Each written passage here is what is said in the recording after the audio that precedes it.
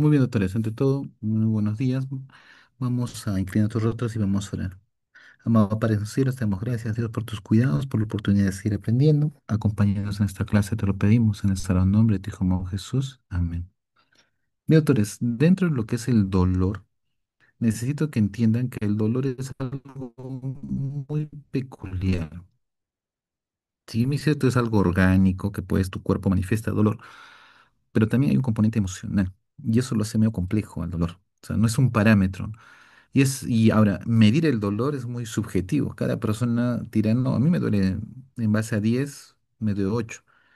Pero el mismo estímulo, el otro, no, a mí me duele en 3. No, no sé por qué él se queja tanto de dolor, ¿no? Al mismo estímulo. Entonces, hay factores emocionales, hay factores conductuales, ¿no? Que van a hacer que el dolor sea percibido de maneras muy diferentes. ¿Listo? Si bien es cierto, nosotros doctores estamos formados para prevenir enfermedades, para restablecer la salud, pero también para aliviar el sufrimiento, ¿no? Y en ahí entra la parte del dolor. El dolor es el motivo de consulta más común que vamos a tener a nivel de la parte médica. ¿Quién no ha ido? Dolor de muela, dolor, cualquier tipo de dolor, te llaman, te duele las articulaciones, te duele la rodilla, te duele la mano, te duele el dedo. El dolor nos da como una alerta de que algo no está yendo bien, ¿no? Y por tal motivo nos ayuda a protegernos. Pero sucede que cuando el dolor ya es crónico, nos va a generar problemas. Entonces, y vamos a ir comprendiendo el proceso. Existe dos componentes importantes. Uno, la parte sensorial, lo que tú sientes del dolor, cómo lo sientes, cómo lo percibes. Por ejemplo, algunos dicen, el dolor para mí es un dolor tipo lancinante, le puse, ¿no? Me quema, doctor, este dolor, urente. Siento que siento como que algo que me constriñe, algo que me aprieta, ¿no? O siento que me desgarra, ¿no? Algo que se está rompiendo o que se está estirando dentro de mí. Entonces, un dolor desgarrante, un dolor opresivo, constrictivo, ¿no? O sea, son términos que se usan en semiología para definir más o menos qué dolor está sintiendo la persona, ¿no? Y la parte emocional, más bien, es bien curioso porque muchas veces el dolor puede describirse como algo emocional, algo desencadenado por la ansiedad, o puede estar asociado a emociones, ¿no? Pues va a haber temor, sensación de muerte, náuseas. Por ejemplo, los que vienen con infarto se agarran el pecho y dicen, doctor, me siento que me aprieta el pecho, no puedo respirar, siento que me voy a morir, ¿no? ¿Cómo es eso? Le digo. Nosotros siento que mi vida se va a ir, ¿no? O sea, esa sensación de muerte, sensación de agonía y con dolor es típico de infarto agudo de miocardio, por ejemplo, ¿no? Entonces hay la parte sensorial y la parte emocional. Ahora, en el dolor agudo hay varios componentes que van a activarse. Por ejemplo, ahorita estoy tranquilo y me comienza a doler el pecho y puede ser un infarto.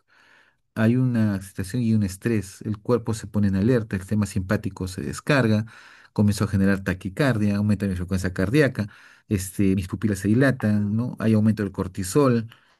Y por último, mis musculaturas comienzan a generar cierta rigidez abdominal, yo respiro profundamente, hago flexión de brazos, ¿no? Hago cambios posturales porque el dolor me molesta, ¿no? Genera para mí un estrés.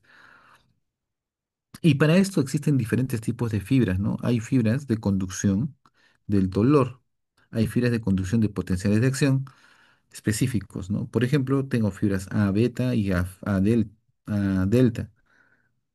Estos tipos de fibras, a cierto punto, transmiten información a mayor velocidad o menor velocidad.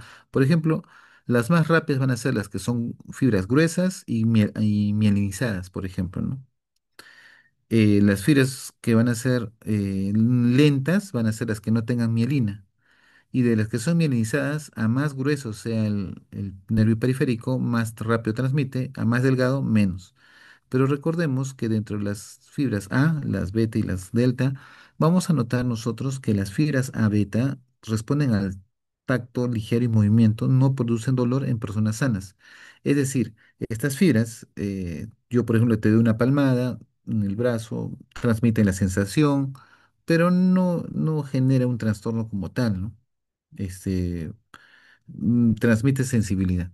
Pero las fibras delta básicamente responden a estímulos intensos y dolorosos. Es decir, requieren mayor intensidad y llevan impulsos de mucha intensidad o de dolor muy intenso, normalmente más patológicos, ¿sí? Y las fibras C amilénicas, como su nombre dice, son más lentas, por tal motivo las más expertas ahí entran las famosas fibras de los dolores viscerales, ¿no? Que vamos a ver más adelante.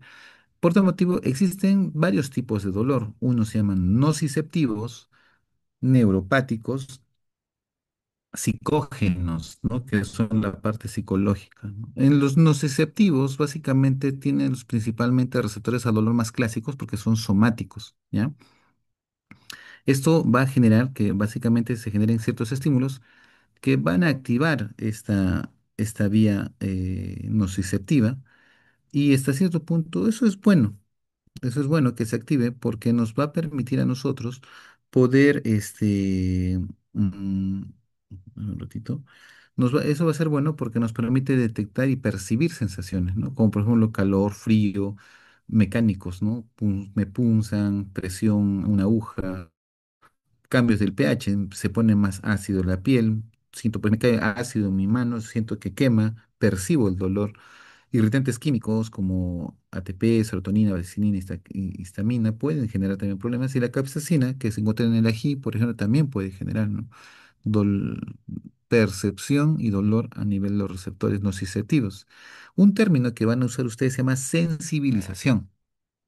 Unos van a estar más sensibilizados que otros, ¿no? Para la percepción del dolor. Y hay sensibilización periférica y hay sensibilización central. La periférica básicamente ocurre en tejidos dañados o inflamados, mediados con bradicinina, prostaglandina, leucotrienos, aumenta la excitabilidad de las terminaciones nerviosas. Tú te golpeas, se inflama tu mano, se inflama el nervio periférico, adquiere mayor sensibilidad y expresas dolor. La sensibilidad central más bien tiene que ver con la actividad nociceptiva durante la inflamación. Intensifica la excitabilidad de células nerviosas en el asa dorsal de la médula espinal. En pocas palabras, este dolor que tú estás sintiendo en tu mano, también lo vas a sentir más amplificado cuando también tengo sensibilización a nivel de las astas dorsales de la médula espinal. Ese dolor puede amplificarse mucho más. Entonces, hay sensibilidad periférica y hay sensibilidad central. Esto, a ver, un momento, por favor, un momento.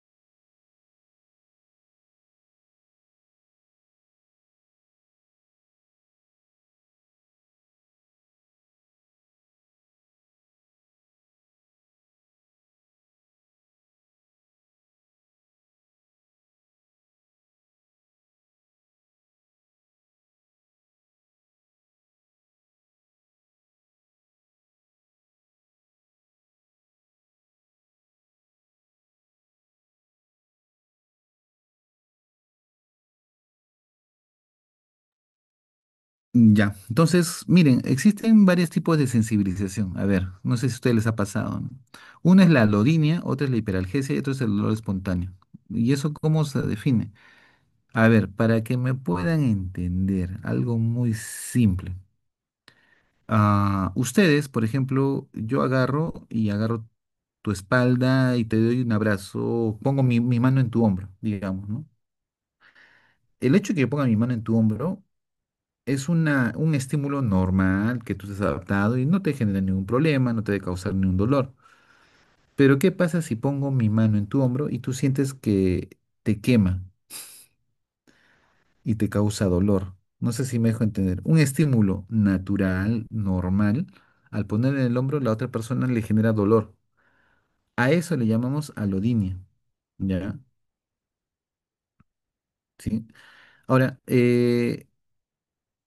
esto puede deberse a factores básicamente de un mismo, de un estímulo, está generando o sea, un estímulo natural, habitual, que siempre genera, que tenemos, está generando un dolor más intenso. Eso puede ser porque la piel se quemó, porque la piel está irritada, o puede ser porque mi cerebro ha comenzado a generar ese tipo de problemas, ¿no?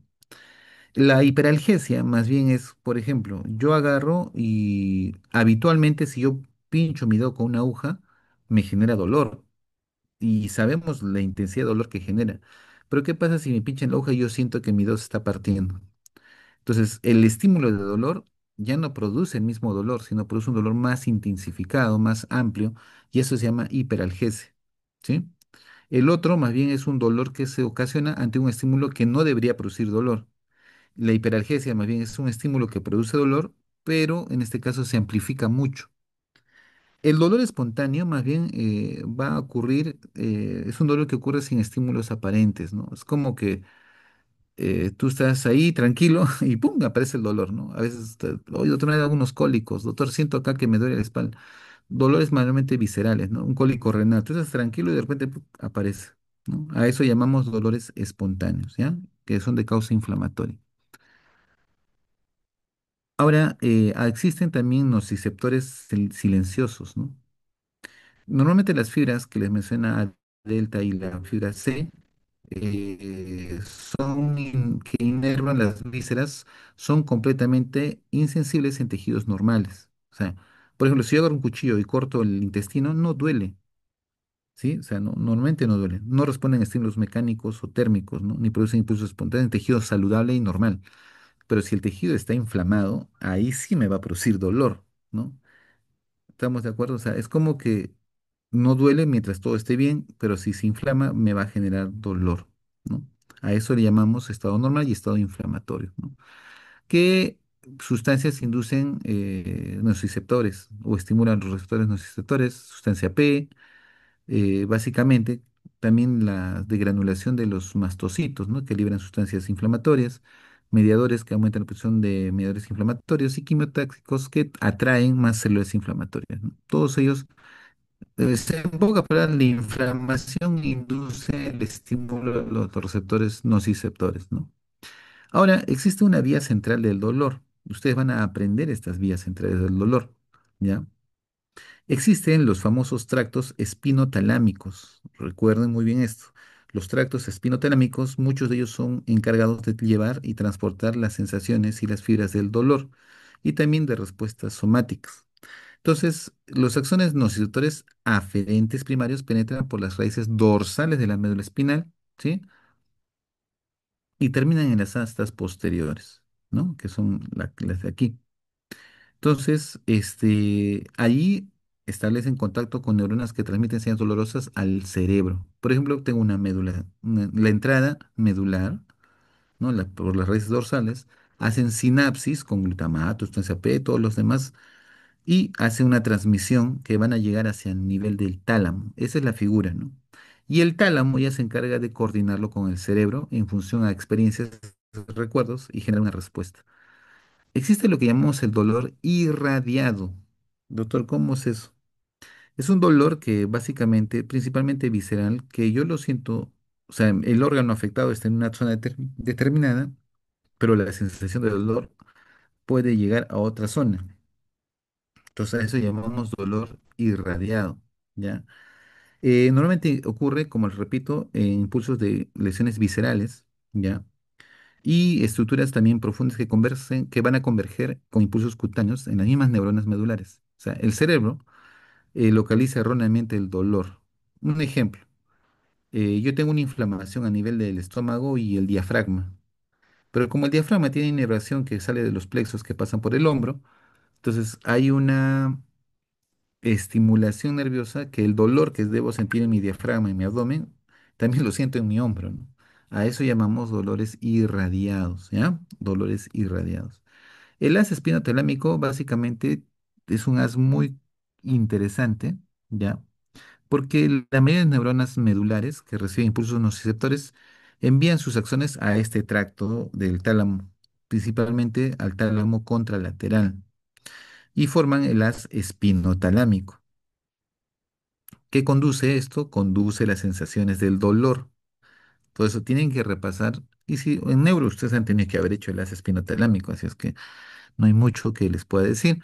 Entonces viene la médula espinal, hay una sustancia blanca anterolateral, pasa por el bulbo raquídeo, especialmente por el borde externo, pasa por la protuberancia en la porción lateral y al final termina en el mesencéfalo, que va a continuar hasta llegar al tálamo. Una vez que llega esto al tálamo, el tálamo va a tener que interaccionar con la corteza. Por tal motivo, la corteza va a ver zonas somatosensitivas, ¿ya? Que me van a decir la localización, la intensidad, el tipo de dolor y me va a dar una traducción mental de lo que está pasando. El giro del cíngulo, como vimos en otro sistema límbico en lo que es el aprendizaje de las emociones, tiene que ver mucho con las emociones y el recuerdo. Así es que quiere decir que cada suceso de dolor tiene una connotación emocional. Y tengo la corteza insular, que confiere dimensiones emocionales desagradables a causa del sufrimiento, que es otro punto que se ha detectado. ¿Hay formas de modulación del dolor? Sí, doctores. Existe el efecto placebo y el efecto nocebo, ¿ya? Son dos tipos, el efecto placebo y el efecto nocebo. Placebo es muy simple, ¿no? Por ejemplo, yo te digo a ti un tratamiento y de repente ese tratamiento te induce una analgesia, pero lo que te di no es el medicamento, sino es un azúcar en forma de pastillita. Entonces te digo, mira, esto de acá te va a calmar tu dolor. Por tal motivo, te atenúa, ¿verdad? Tú tomas ese azúcar y dices, uy, sí, doctor, me ha calmado. Entonces ese es el efecto placebo, ¿ya? El efecto nocebo, más bien, la expectativa de dolor puede aumentar su intensidad percibida, ¿no? Entonces, tú mentalmente dices, no, esto me va a doler mucho más, ¿no? Pero tú ya te anticipaste a que eso va a ser mucho más intenso, ¿no? Entonces, es interesante, ¿no? Y eso tiene que ver mucho con también con el umbral del dolor que cada persona siente. ¿Cómo es el sistema modular descendente? Ahora, ya una vez que ya, pues mi cerebro ya captó el mensaje, ya lo entendió, inician señales moduladoras. Regreso al mesencéfalo, específicamente que contiene sustancia gris periaqueductal, que va a ir hacia el bulbo raquídeo, y este va a la médula espinal, y la médula espinal va a ser modula la transmisión de este dolor, ¿no? Y la expresión que se necesita para defensa ante ese dolor.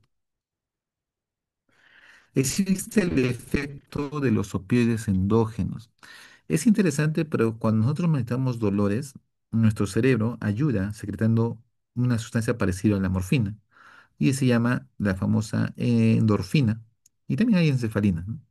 Esto genera eh, alivio al dolor o alivio ante emociones muy intensas, ¿no? El efecto opuesto a los opioides es la naloxona, ¿no? Que vendría a ser como el antídoto ante intoxicaciones por opioides, le damos naloxona. Los opioides endógenos se liberan después de procedimientos quirúrgicos y en pacientes que reciben placebo para aliviar el dolor, ¿ya? Eh, ¿Cómo se facilita el dolor? ¿Qué es la facilitación del dolor? Por ejemplo, los circuitos que van a modular todo este sistema pueden tanto intensificar como suprimir el dolor. Es interesante, ¿no? Cómo el cerebro, mediante este sistema, te quita el dolor o lo puede perdurar. Las neuronas facilitadoras en el bulbo raquídeo pueden activar neuronas transmisoras del dolor, ¿no? Entonces ahí entra el bulbo raquídeo, generando señales dolorosas sin estímulos nociceptivos periféricos. En pocas palabras, tu cerebro puede generar dolor. Entonces ahí existe lo que se llama dolor por sugestión. Tú te sugestionas. Dices, no, esto me va a doler y ya, pues te va a doler porque ya lo pensaste, ¿no? factores psicológicos, ¿no? Emocionales que van a contribuir a este dolor. Y otros, la cefalea crónica, que hasta cierto punto muestra mayor actividad del circuito facilitador, ¿no? Ahora, el dolor neuropático. Hemos hablado netamente del dolor nociceptivo. Ahora vamos a hablar del dolor neuropático. El dolor neuropático es cuando el dolor no lo produce un tejido inflamado, mi rodilla, mi dedo, no sé, cualquier cosa que pueda inflamar y generar dolor. Ni las vísceras, lo producen los nervios. Entonces, las lesiones de las vías nociceptivas periféricas o se pueden producir dolor paradójico, ¿no? Este dolor neuropático es muy intenso y difícil de controlar. No existe un tratamiento muy claro, ¿no? ¿Por qué? Porque el problema es neurológico, no es un problema así como que necesito AINES y un diclofenaco y va a pasar. La sensación puede ser como que algo que te quema, algo urente, básicamente, que se adormece en la piel o que se sienten como hormigueos. Ahora también puede haber como una sensación como que de electricidad, como que algo ha pasado, ¿no? Le llaman la sensación de shock eléctrico, ¿no? Y bueno, y también puede haber dolores neuropáticos espontáneos, ¿no? Un dolor neuropático muy conocido es el herpes zóster, ¿no? Que inflama una dermatoma y ese nervio inflamado, doctores, queda con dolor crónico. Y es un dolor que a veces ni pueden soportar, pero es algo que van a tener toda su vida. Entonces hay medicamentos que atenúan ese dolor. Los dolores neuropáticos también hay lo que se llama hiperpatía y alodinia neuropática, ¿no? Alodinia más o menos ya estamos claros, ¿ya? Entonces, la exploración del dolor neuropático es característico de descubrir un déficit sensitivo en el territorio del dolor. La hiperpatía es una respuesta exagerada al dolor ante estímulos muy leves, muy suaves, ¿no? Especialmente cuando se aplican repentinamente, ¿no? Entonces, y esa es la hiperpatía. Pero la alodinia básicamente es un estímulo, como les mencionaba, ligero, que causa dolor muy intenso. O sea, algo que nunca debió causar dolor lo va a generar. ¿Cuáles son los mecanismos del dolor neuropático? Primero, sensibilización de la fibra, porque el problema es la fibra. Canales de sodio que van a permitir mayor excitabilidad, mayor algesia y mayor dolor, sensibilidad adrenérgica, descarga simpática. Y por último, activación central, ¿no? Neuronas modulares pueden activarse espontáneamente tras perder conexión con aferentes normales. Hay uno que se llama el síndrome de dolor regional complejo. Es en realidad, sucede en personas que tienen lesiones periféricas, ¿no? Inflamatorias. Sienten como que les arde, ¿no? Eh, ¿Y eso qué tiene que ver? Bueno, existen tipo uno y tipo 2, ¿no? Los síndromes de dolor regional complejo. Hay una distrofia simpática, refleja sin lesión nerviosa evidente. Y la tipo 2 hay una causalgia después de lesión nerviosa identificable, ¿no? Entonces, el dolor puede aliviarse mediante bloqueo de inervación simpática con anestésicos locales, y eso hacen los anestesiólogos, ¿no? Colocan anestesia y eso calma el dolor. ¿Cuál es el tratamiento? Básicamente buscar la causa del dolor, si es nociceptivo, neuropático o psicológico, ¿no? Hay que actuar rápidamente y calmar el dolor. Por si acaso, recordarles que el uso de opioides, si quiero usar opioides, como la morfina, pueden causar depresión respiratoria. Si pones mucha morfina, el paciente deja de respirar, ¿no?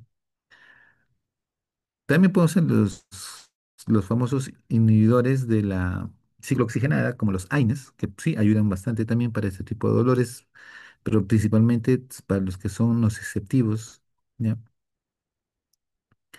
Y tenemos los COX, ¿no? Que son el celecoxib, que tiene un menor efecto gastrolesivo, pero también tiene un efecto de control del dolor, ¿no? Control muy bueno del dolor, ¿ya?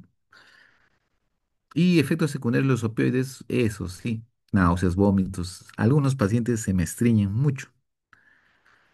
Pues es muy poco común, pero puede haber depresión respiratoria, doctores. Y si ha pasado, le pones morfina y dejan de respirar, ¿no? Ahora pueden ser reversibles, ¿no? El uso de opioides, ¿por qué?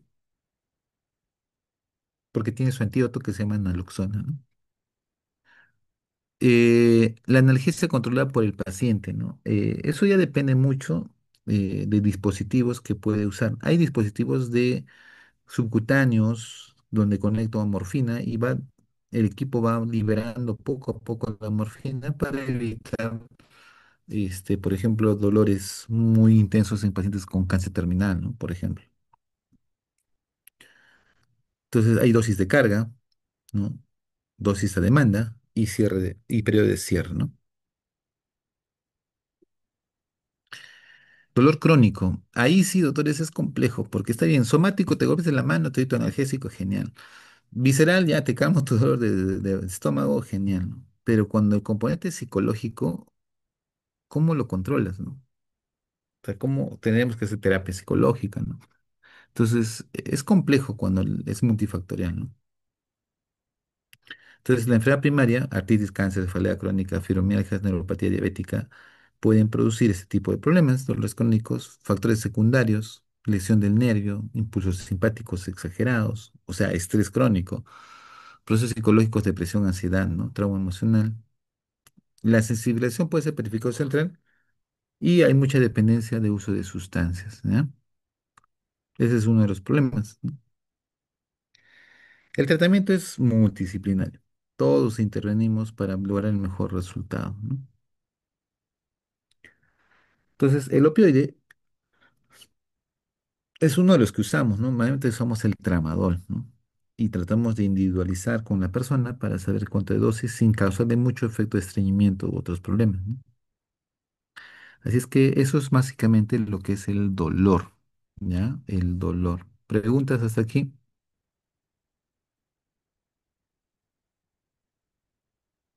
Todo claro, doctor. Ya, gracias.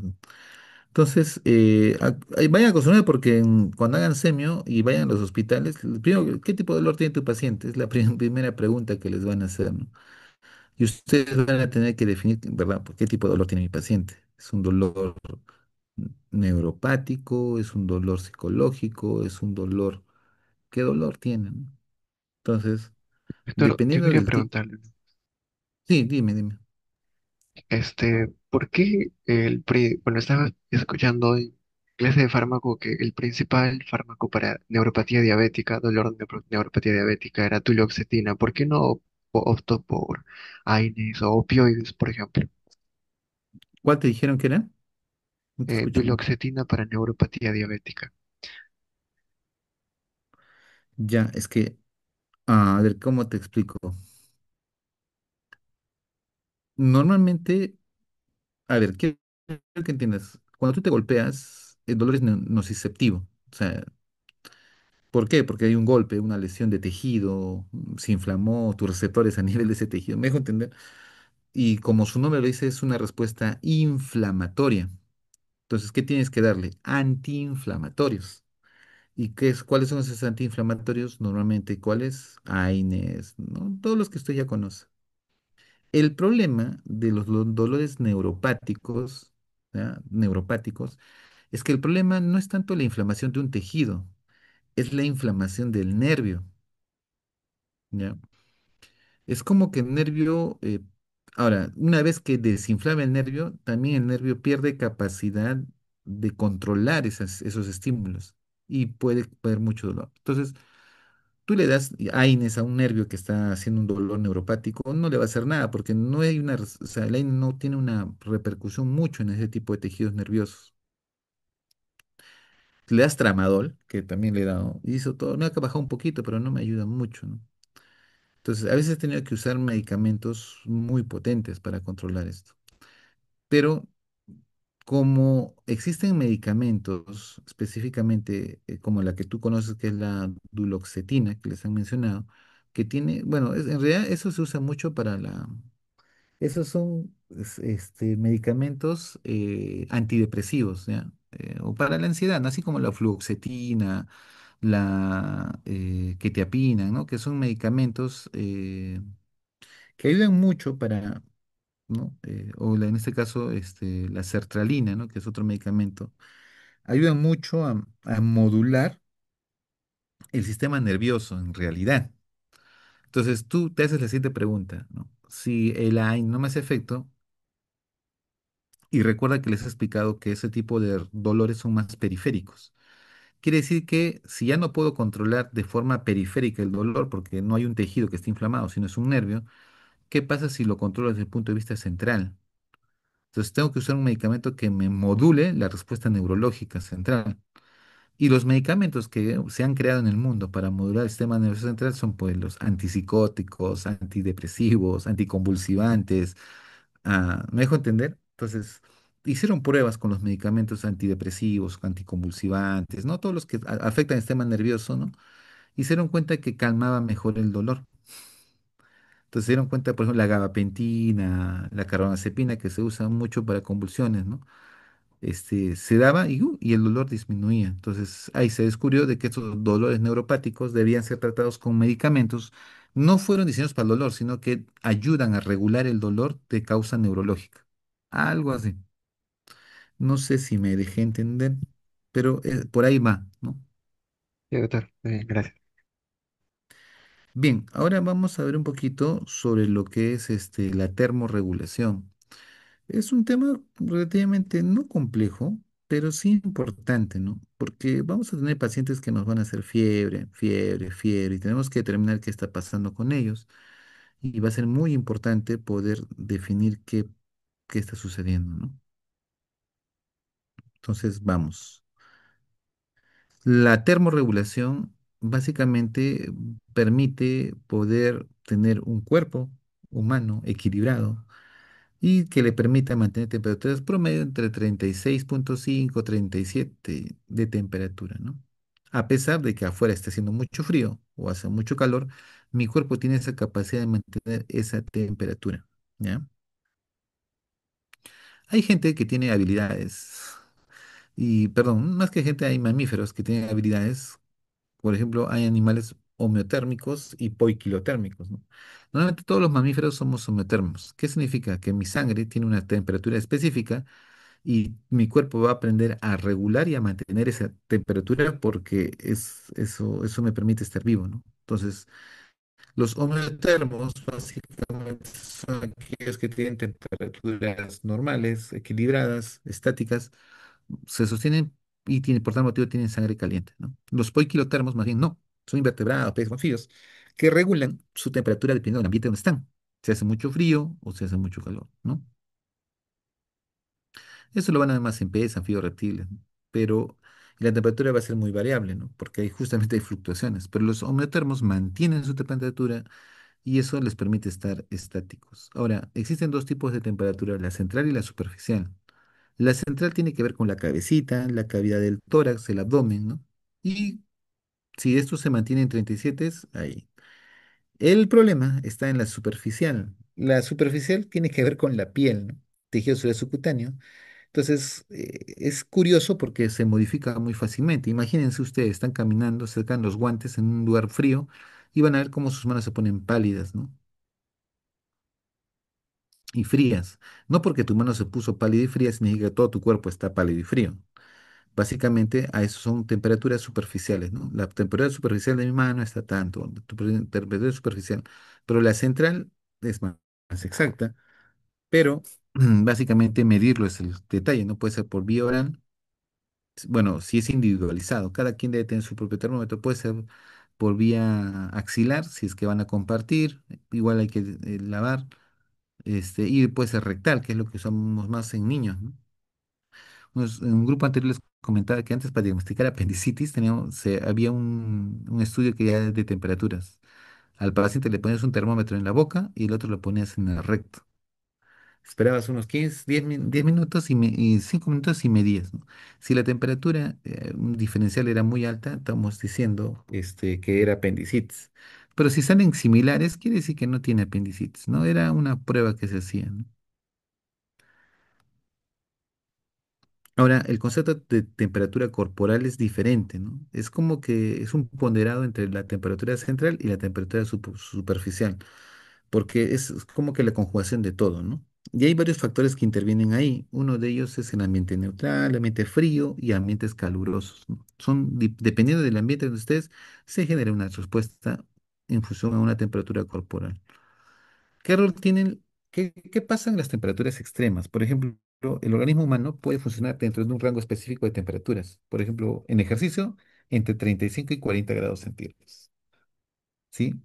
Ahí, durante el trabajo físico intenso, la temperatura puede elevarse significativamente sin causar daño, ¿no? Se eleva mi temperatura, sigo corriendo, mi cuerpo central se pone caliente, pero van a darse cuenta que sus extremidades se ponen frías porque comienzan a hacer vasoconstricción para mantener más caliente los músculos, ¿no? Entonces, hay una redistribución, pero recuerden que la temperatura central puede elevarse, ¿no? Y eso mantiene la maquinaria funcionando. Durante el día nuestra temperatura normalmente va a 37 más menos 5 y durante la noche baja a menos de 36, ¿no? Y cuando nos exponemos al frío también nuestro cuerpo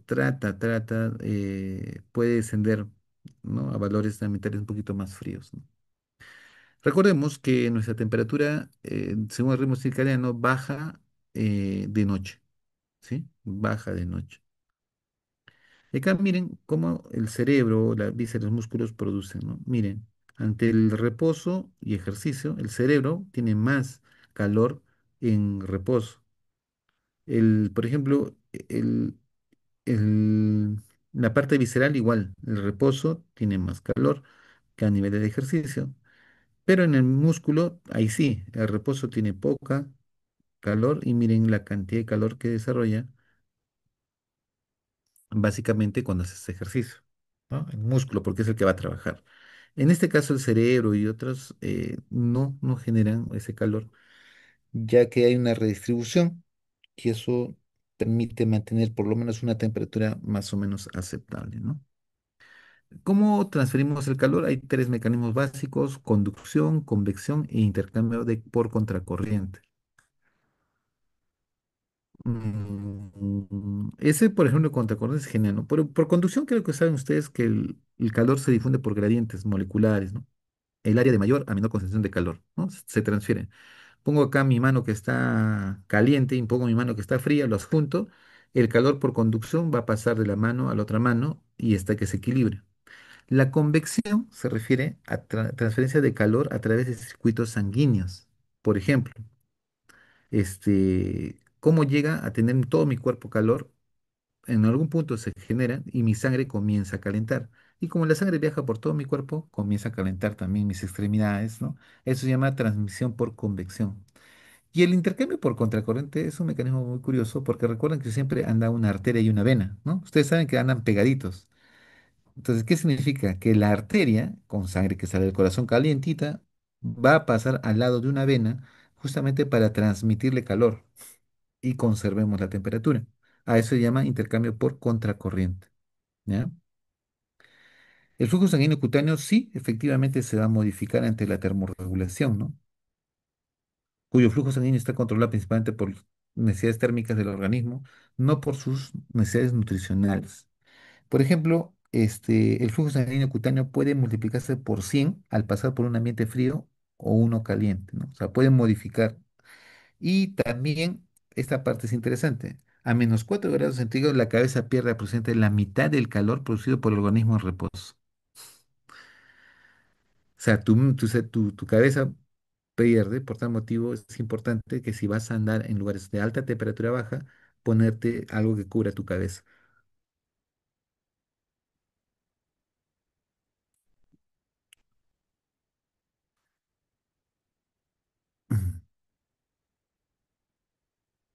Un momento, por favor.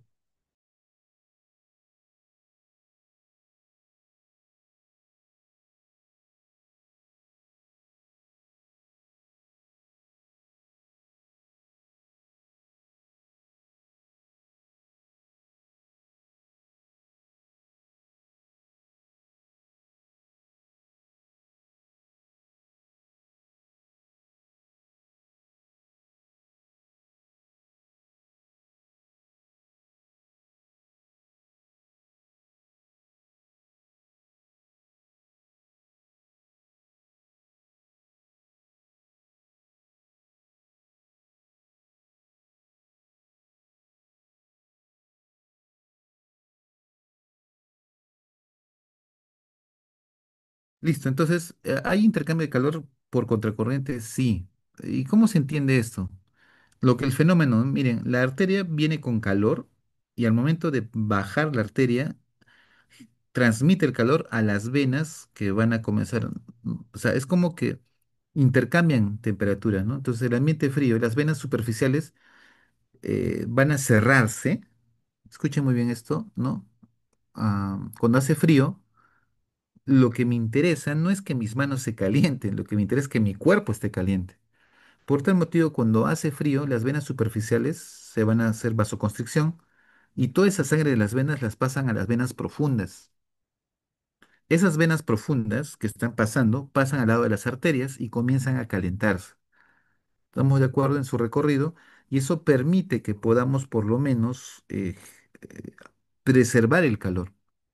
En los ambientes cálidos, más bien pasa al revés. Sucede que la sangre se va a desviar a la parte superficial.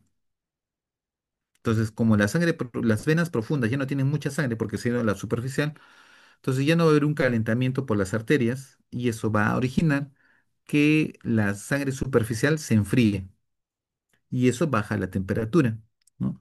Y de esa manera podemos hacer regulación. Eh, Intercambio de calor con el ambiente, eso sí, nosotros perdemos calor por radiación, por conducción, por convección o por evaporización, ¿ya? Entonces, tenemos muchas maneras de perder calor, ¿no? Y tenemos que conocerlas porque a veces el paciente está expuesto a ello y nos hacemos la pregunta, pero ¿por qué perdió calor? ¿Qué pasó? ¿No? ¿O por qué tiene mucha calor? Hay un balance térmico del organismo que está en su libro, me parece, de Tres Guerras, que menciona que la temperatura es un balance de la tasa metabólica, la radiación, la convección, la conducción, menos la evaporación. Porque la evaporación me permite perder calor ante cuando tú vas a sudar. Más bien la tasa metabólica te genera calor. La radiación también te genera calor. Los fluidos que circulan, que transmiten, también generan calor o mantienen la calor. Y la conducción, básicamente, hay una transferencia por contacto directo, ¿no? Entonces, esto nos genera un equilibrio. Y también entre mujeres y varones también hay diferencias, ¿no? Entenderán que quienes conservan mejor el calor son las mujeres, porque tienen más tejido graso, ¿no? Entonces, hay variaciones que vamos a tener. Entre más o menos entre 27 y 32 grados centígrados mantienen el balance térmico solo modificando el flujo cutáneo, ¿ya? Solo modificando el flujo cutáneo se puede mantener este balance térmico modificándolo de esa manera. Es decir, lo que les explicaba, ¿no? La regulación de las venas y la calentura de las arterias, ¿no?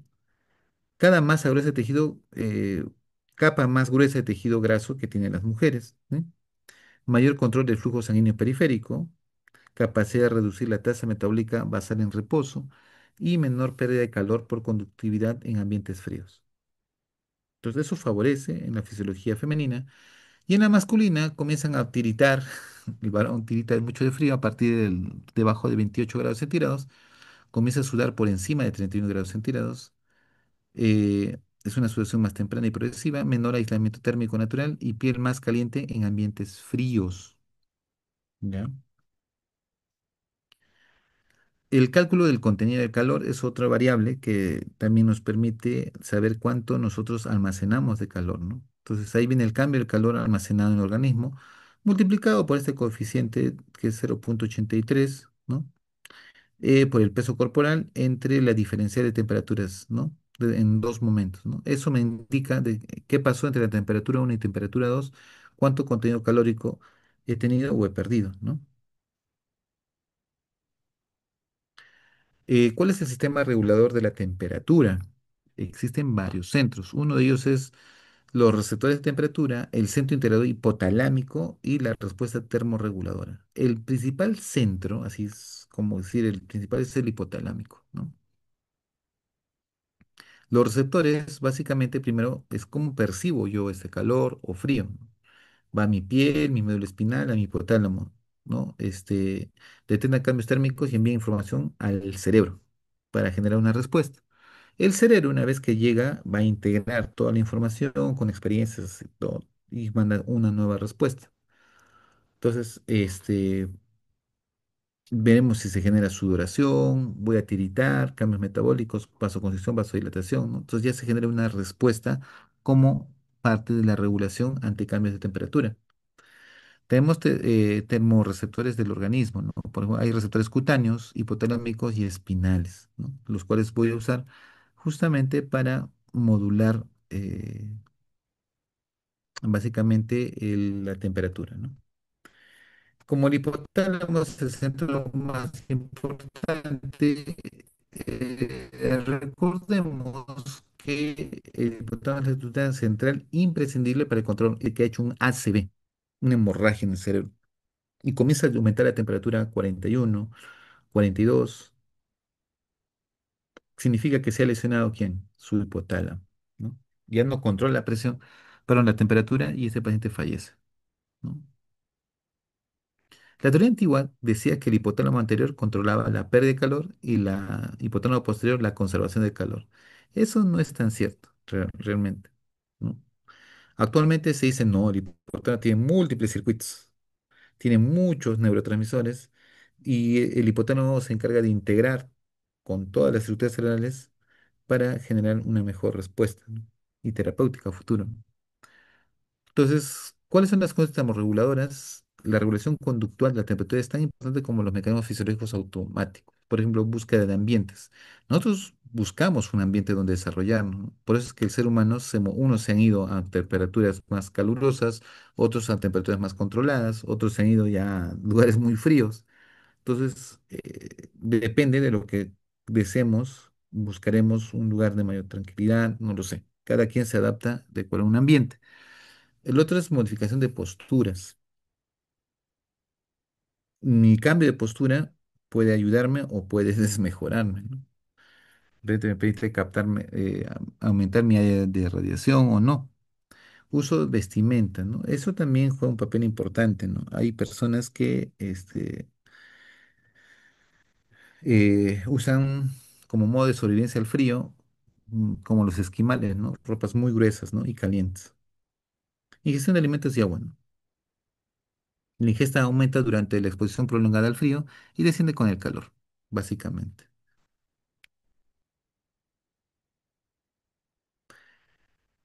¿Cuáles son las respuestas fisiológicas al frío? Básicamente, vasoconstricción superficial. ¿No les ha pasado a ustedes que sus manos se ponen pálidas, se cierran, ¿no? Entonces, la parte superficial. Piloerección, aquí no se le ha puesto la piel de gallina, ¿no? Y tiritación, ¿no? Comenzamos a temblar, ¿no? Y eso básicamente como mecanismo para generar calor, ¿no? Ese es el mecanismo más importante para generar calor, ¿no? Otros comienzan a caminar, a saltar, a mover las piernas. Entonces, esto ayuda un poquito a cambiar nuestra temperatura, ¿no? Ahora, nuestra aclimatación al frío también es un mecanismo interesante, muy diferente entre animales y humanos, ya que nosotros los humanos no tenemos esa capacidad de aclimatación de forma biológica y natural, a diferencia de los animales, ¿no? ¿Y cómo es la respuesta física al calor? Primero, calentamiento de la piel, hace vasodilatación cutánea, pérdida por convección y radiación, inicio de la sudoración y evaporación de como única vía, ¿no? Entonces, esta es la secuencia con la cual nuestro cuerpo se regula. ¿Cómo nos aclimatamos al calor? Antes de la aclimatación, proceso de aclimatación y después de la aclimatación, ¿no? Una persona no está acostumbrada al calor, hay que ser sinceros, ¿no? No estamos acostumbrados. Esto puede elevar mucho y nos genera frecuencias cardíacas altas, mareos, ¿no? Colapso, ¿no? Y muchos se han desmayado, ¿no? Por excesivo expuestos al calor o al sol.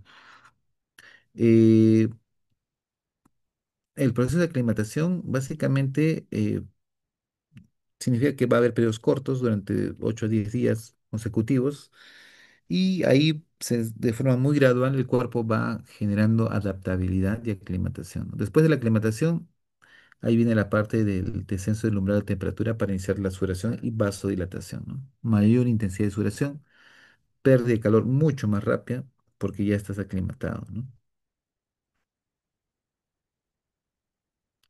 ¿Cómo es la termorregulación durante el ejercicio? Básicamente es sudor. Por eso dicen que cuando uno hace ejercicio y suda es porque realmente estás haciendo ejercicio, ¿ya?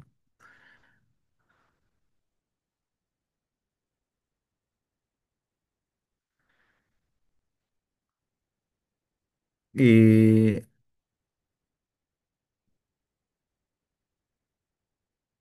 Dentro de los procesos del ejercicio hay elevación pasiva de la temperatura. Inicialmente la temperatura ambiental es en amplio rango. Puede haber un nuevo punto estable, 38 grados centígrados, 39, si es que eres maratonista, por ejemplo, ¿no? No hay cambios del punto de referencia y equilibrio entre producción y pérdida de calor, ¿no? Se mantiene. Pero eso sí, la evaporación del sudor también va a generar pérdidas de calor, ¿ya? ¿Qué es la fiebre y qué es la hipertermia? Básicamente la fiebre es aumento de temperatura central producido por la elevación del punto de referencia, ¿no? A nivel hipotalámico. Entonces yo comienzo a tener por una enfermedad X y mi temperatura se eleva hasta 37, 38, hasta 39, ¿no? Y la hipertermia, básicamente es aumento de temperatura central sin cambios de punto de referencia. El termostato permanece en 37, pero la temperatura corporal aumenta. ¿Correcto? Entonces, esto significa que estas personas, que más peligroso es la hipertermia, ¿no? ¿Cuáles son los mecanismos de la fiebre? Pirógenos, exógenos, ¿no? Bacterias, virus, lo que ustedes quieran, puede generar problemas de temperatura. Esto va a generar una respuesta inflamatoria que va a liberar citoquinas, como la interleuquina 1, 6, 8, 11, ¿no? Interferones alfa y gamma, proteína 1 inflamatoria del macrófago. No, citoquinas, inflamación y principalmente la interleuquina 1 es una de las más importantes con respecto a la fiebre, ¿no? La parte vagal, sí, pues las citoquinas activan aferentes vagales subrepticia que transmiten señales al cerebro y eso también modula un poquito la parte de la fiebre. El núcleo de tracto solitario que tiene que ver con la noradrenalina y la producción de prostaglandinas, ¿no? Entonces, todos ellos se generan como respuesta por pirógenos endógenos, ¿no? ¿Qué trastornos existen, doctores? Calambres por calor, agotamiento por calor, síncope por calor, que fue lo que le da a muchas personas, ¿no? Están ahí parados y ¡pum! Se caen. Y el golpe de calor, que sí es un shock térmico, que llega a temperaturas muy altas y se requiere manejo inmediato, ¿no? Entonces existen los famosos hipertermia maligna, síndrome neuroléptico maligno y el síndrome hipertérmico por serotonina. ¿Ya? Son patologías que se presentan. La hipertermia maligna, ¿no? Es aquella que se da normalmente por uso de anestésicos como el alotano. Hay rigidez, acidosis, calambre, son dolores musculares, ¿no? Muy marcados. El síndrome neuroléptico maligno es parecido al anterior, pero este está causado por inyección de neurolépticos, ¿no? Principalmente. Y el síndrome hipertérmico por serotonina, igual, el, también puede generar liberación de serotonina y dopamina. Los efectos hipertérmicos e hiperactividad motora son mediados selectivamente por serotonina, ¿no? Así es que todos ellos pueden generar, por ejemplo, a mí me llegó una vez una paciente que se había tomado toda su serotonina, su pastillas de sertralina, que es serotonina, y hizo una hipertermia maligna. Bueno, en este caso una hipertermia por serotonina, ¿no? Llegó hasta 43, me parece, grados centígrados, ¿no? Y tenemos que estar ahí bajando la temperatura y desintoxicándola, ¿no?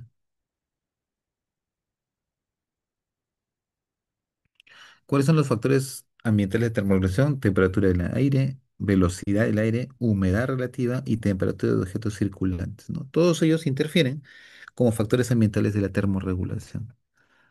Importancia clínica de la termorregulación, prevención de trastornos, manejo de emergencias, diagnóstico diferencial y consideraciones anestésicas. Entonces, acá solamente me olvidaba mencionarles, prevención de trastornos, conocer los límites de tolerancia térmica permite prevenir calambres, agotamiento y golpe de calor,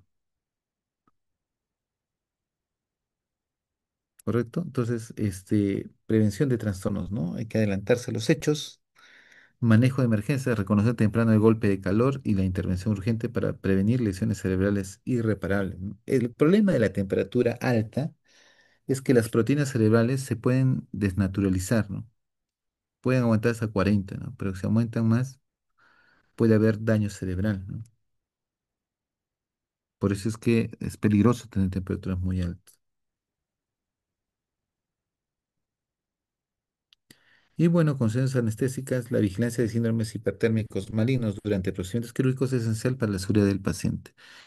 Ya, observen, vean cómo están sus pacientes y ayúdenlos, ¿no?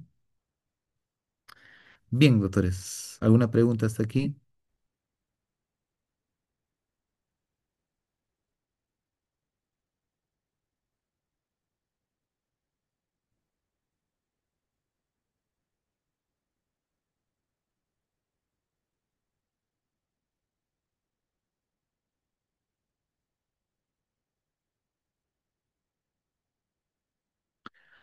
¿Alguna pregunta hasta aquí? Si no, doctores, damos por terminada la clase, ¿correcto? Bien, doctores, muchas gracias por su tiempo y estoy conversando con su delegado sobre las pautas para las siguientes clases. Gracias, doctores, muy amable por su tiempo. Cuídense mucho. Feliz sábado. Gracias, doctor. Listo, nos vemos. Feliz sábado.